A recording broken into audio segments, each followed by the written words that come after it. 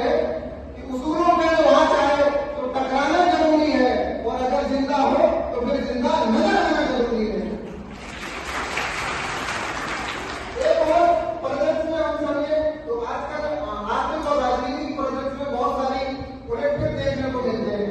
जैसे आजकल corporate culture है, ग्लोबलाइजेशन अपने चरम पे है, कोई देख ही नहीं रहा, कोई कंपनियां देखती ही नहीं पर्यावरण को क्या नुकसान हो रहा है। आज के समय में सत्याग्रह का विचार भी फेल साबित होता है।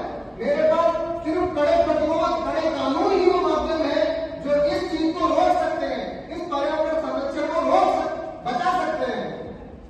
इसी संदर्भ में एक और परिदृश्य में हम समझे तो आज कल के जो राष्ट्रवाद को बढ़ावा मिल रहा है, राष्ट्रवाद एक नई दिशा की ओर जा रहा है।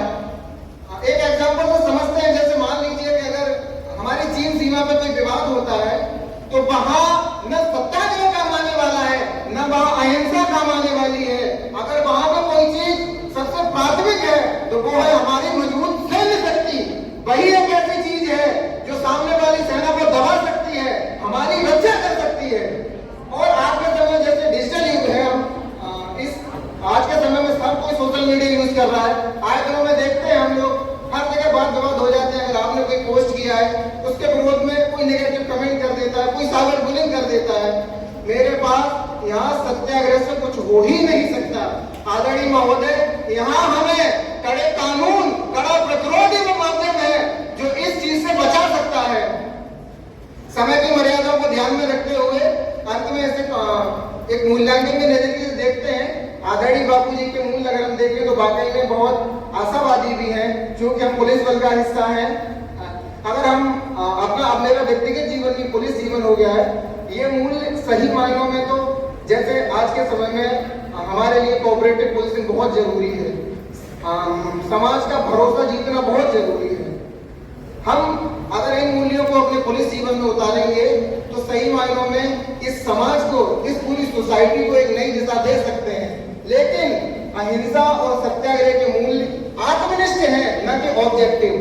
इसकी सब्जेक्टिविटी को समझना बहुत जरूरी है कि किस समय हमें अहिंसा को आगे रखना है और किस समय हिंसा को प्रायोरिटी देनी है। धन्यवाद।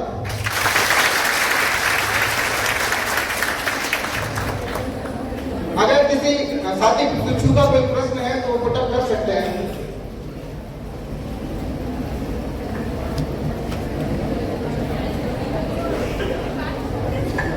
महोदय, मेरा नाम दिनेश कुमार है, मैं छठी पीएससी वाहिनी मेरठ से आया। मेरा आपसे प्रश्न है कि क्या अगर हिंसा से ही सब कुछ हो जाता तो आपके हिसाब से तो लोकतंत्र को समाप्त करके चाइना में जो पॉलिसी है उसको अपना लेना चाहिए। वहां नागरिकों के पास कोई अधिकार नहीं है, कोई आंदोलन करने का अधिकार नहीं है। क्या आप इससे सहमत हैं? मैं इस प्रश्न का जवाब देना चाहूंगा। मान लीजिए आप कहीं रास्ते से जा रहे हैं, एक उदाहरण से समझने की कोशिश करते हैं। कोई आपको खींच के चांटा मारता है पीछे से, आप उसकी तरफ पलट के देखते हैं तो उसकी मसल्स आपकी टांगों के बराबर है। क्या उस समय आप अहिंसा को आगे लाएंगे?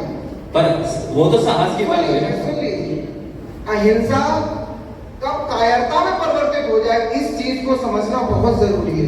अहिंसा जरूरी है, बहुत आवश्यक मूल्य है, लेकिन यह भी ध्यान रखना है कि क्या मेरी अहिंसा कायरता तो नहीं है। बापू जी से लोगों ने पूछा था कि बापू, आप शायद समझ गए होंगे, मैंने पीछे भी कहा है हिंसा एक गलत बात है, लेकिन हिंसा, अहिंसा और कायरता को ध्यान में रखना चाहिए। दोनों में बहुत पतली सी फर्क है। अहिंसा कब कायरता हो जाती है हमें पता नहीं चलता। वही तो बात कह रहे हैं सर।